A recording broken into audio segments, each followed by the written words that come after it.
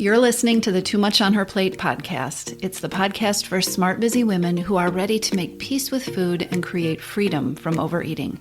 I'm your host, Dr. Melissa McCreary, and before we get started, I have big news for you. I have a brand new online event coming up, and it's going to be spectacular.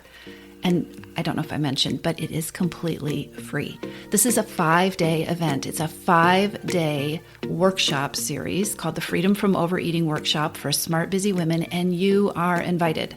This workshop is going to take place June 13th through 17th. It's online. It's going to be about an hour a day. And over the course of the week, I'm going to be teaching you the approach that no one ever taught you before. The one that allows you to lose your overeating and emotional eating habits without the guilt, without superhuman levels of willpower, and without feeling deprived. It's going to be online. There is no cost to you, so you definitely want to be there. This is a brand new workshop. I have not done this before. The easiest way to reserve your seat is to go to toomachonherplate.com/register. toomachonherplate.com, TOO/register. Enter your name and email, and you're going to get all the information you need to attend. This is going to be an amazing event. So go there right now, sign up, reserve your spot, and I will see you on June 13th. Okay, let's segue into this episode. I want to preface this episode by saying that I know there's a lot going on in the world these days, and if you're feeling overwhelmed, you are not alone. Not all overwhelm is something that we create ourselves. Some of it comes from the outside world, and some of it is overwhelm we create ourselves. And whether the overwhelm you're feeling is based on world events, on your life, or a combination of both, I think that what I have to share here might be really helpful. Let's talk about overwhelm and overeating. So, you can't pay attention to what you aren't looking at. And if you are stuck in what feels like a never-ending cycle with overload, overwhelm, and overeating, it's probably because you're focused on the wrong solution and you're focusing in the wrong direction. If, like many high achievers, your strong suit, your strength is making things happen, then you likely have an overdeveloped doing muscle. And your automatic response when something happens is probably something along the lines of, what do I need to do? What needs to be done? What can I do? Doers look for what needs to be done, right? And from a doing perspective, problems are most quickly solved by taking immediate action, jumping into reaction. And that makes sense on an intuitive level, right? The tendency to just do is a fine ability. It's something that's great to have and that's probably brought you lots of nice acknowledgments and rewards and results over the years. The problems start when you do prematurely, when you do without considering not doing or doing it differently, or when you overdo, or when you're so focused on the doing and all that you need to do that you aren't enjoying the ride, you're not enjoying the journey, you're burning out, or you are absolutely running on fumes. And maybe you are doing and doing and doing and reaching for something to eat to fill in the cracks, right? For comfort or to perk you up or to energize you so that you can keep on doing. Your ability to do has its limits. And reaching that limit or living at that limit, which is what a lot of busy women are doing, is a big cause of overeating. Exhaustion eating, procrastination eating, stress eating, anxious eating, all these things happen when you have crossed the line, when you are all done in, right? From all that doing, when it is so much more tempting to use food to reward yourself or to boost your mood or to give yourself a little something extra because you don't have energy or the inclination to do anything else because you have done so much. All that doing can also be your undoing. Because when the to-do list gets too long or overwhelming, then sometimes it feels too hard to do anything at all. Sometimes then it is too much to take even a teeny tiny step. And that's what happens to a lot of women who are stuck on what I call the overeating hamster wheel, right? It can start to feel like nothing works, like there's too much to do, that it's impossible to make an impact. It can begin to feel difficult to even know where to start or to even want to start.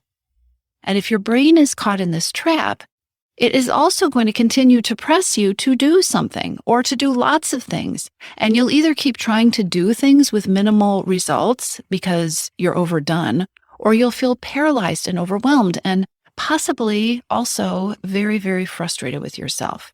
And then we could also add in a layer of guilt and self-blame, right? Have I just described something that sounds a little bit familiar? So here is what to do if your doing is undoing you. There is a way out of this cycle of overload and overwhelm and overeating, and it isn't the familiar doing. You don't start with doing. You don't start with reacting. You start with feelings. So try this on. The next time you're overwhelmed, instead of asking what you should do, try asking how you want to feel. How would you like to feel? When your focus is on making things happen or getting things done, it's easy to forget your feelings. It's easy to fall out of touch with your feelings. It's easy to not know what you're feeling now and to not even think about what you'd like to feel in the future. And this disconnection then leads to neglecting your feelings, being out of touch with your feelings, feeding your feelings, or numbing your feelings with food, or even completing that momentous to-do list, but finding it not gratifying because you were so busy doing that your feelings still aren't attended to, and you still didn't get what it is that you really needed. Let's talk about how to turn this bus around. How do you change the pattern? And let me give you an example here. I want to tell you about a woman that I worked with who I'm going to call Mary. In this episode, that's not her real name. The story is real. So Mary was stressed out and she was anxious. She had a huge work project going on and also an upcoming wedding with a photo shoot attached to it that she was absolutely dreading. Her stress eating was out of control, and she was very clear that she wanted to lose 10 pounds before this event. So we're in a coaching session together, and she is frantically describing to me her plans to get the project at work done while at the same time losing the weight. And she has this list in her head, and her mind is really fixed on this list of things that she is telling herself that she needs to do to be successful. She needs to eat this and not eat that, and she needs to have more willpower, and she needs to eliminate sugar, and she needs to get to the gym. And the list is going on and on. And Mary is sounding exhausted, just telling me this list of all the things she has to do. And I felt exhausted by her list. So she has a plan, she has a list, she is in doing mode. And not surprisingly, her long list is getting her nowhere. Because guess what? No surprise, she can't stick with her plans. And she doesn't have the time, she doesn't have the energy, she doesn't have the bandwidth. She can't stick to the plans that she's telling herself are absolutely necessary. And now she's overeating even more because she's stressed and she's mad at herself. And now she's actually gaining weight instead of losing weight. Her doing is in overdrive at this point. All right. So at this point, we're in this coaching session and I say, Mary, how do you want to feel? Which is pretty much a drastic, hard left turn from where she and her thoughts are going. But Mary, how do you want to feel? Mary did not have an automatic response ready for this. And I have to say, in this situation, when somebody is in such a doer mode and you start talking about feelings, it's not unusual for the first response to how do you want to feel to be something like done. I want to feel done. I want to feel like I've done the things that I was doing, which is not a feeling, right? So we kind of broke it down. We checked in with how she was feeling at that moment. Let's just tune in, right? Take some deep breaths. How are you feeling right now? And what do you know about the feelings that you want to have? So I asked her questions like, how do you want to feel at the wedding? How do you want to feel when you're having your picture taken? How do you want to feel when you finish this project and over the next several weeks while all of this is going on? What are you hoping that losing this weight is going to help you feel? So in case you are like Mary, let me gently remind you that thin is not a feeling, but it's often something that comes up for someone who has this perfectionist idea of losing weight and how that's going to get them to their feeling, right? Thin is not a feeling. So how do you want to feel? We spent some time on this, and it took a little bit of time. Eventually, she came up with 3 words. Mary decided energized, purposeful, and alive were the feelings that she wanted to feel, which would be pretty awesome feelings to be experiencing. The feelings that Mary was craving, though, they were getting buried by her doing. In her effort to work herself to her goal, she was actually creating the opposite feeling states. Very little of what she was trying to do, all that doing, very little of that was helping her feel energized or purposeful or alive. So we worked it backwards. Mary and I worked out what it would take to feel just a tiny bit more of energized, purposeful, and alive immediately. So the question was, what could you do in the next hour that would make you feel just the tiniest bit more energized, purposeful, or alive? And she came up with some things. They were little things.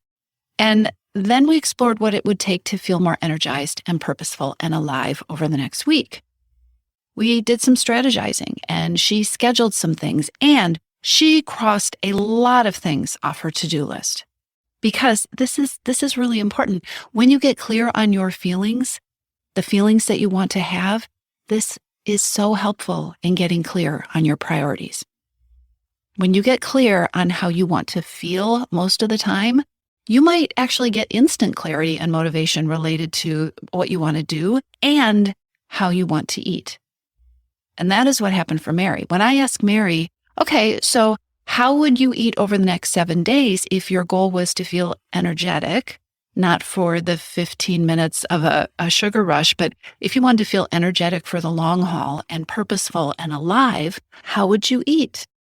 Making that shift for Mary from how do you need to eat? What are you going to eat? What do you need to do to change your eating? Making that shift from that to how do you want to feel?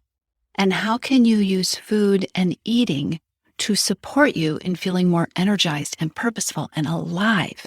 Making that shift shifted the entire framework around how she wanted to approach eating.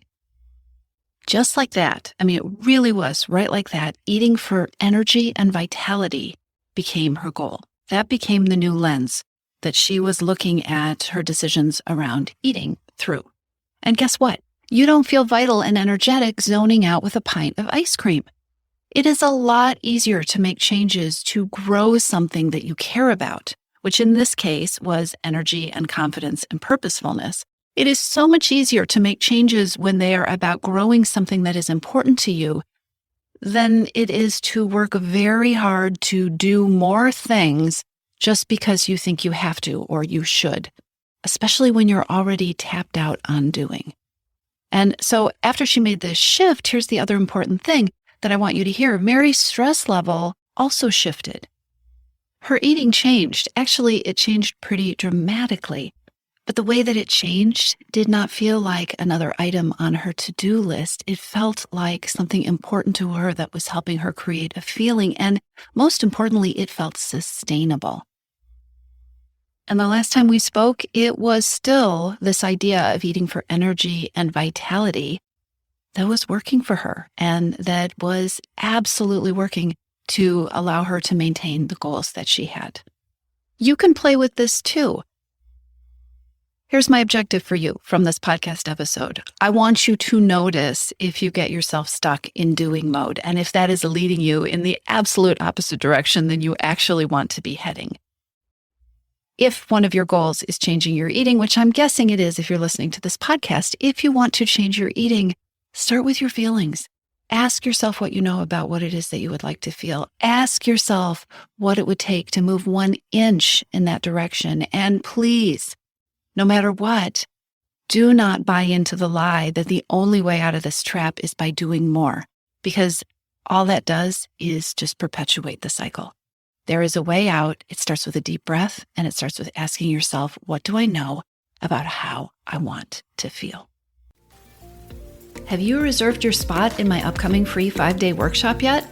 The 5-day Freedom from Overeating workshop for smart, busy women takes place online June 13th through 17th, and you want to be there. Over the course of 5 days, an hour each day, I'm going to be teaching you the 4-step approach to ending overeating that no one has ever taught you, so that you can stop overeating and emotional eating without guilt, without superhuman levels of willpower, and without feeling deprived. All you need to do to join us is register, reserve your spot. Go to toomuchonherplate.com/register. Enter your name and your email, and we will get you all the information that you need to attend. The event takes place June 13th through 17th. Go to toomuchonherplate.com/register, and I'll see you there.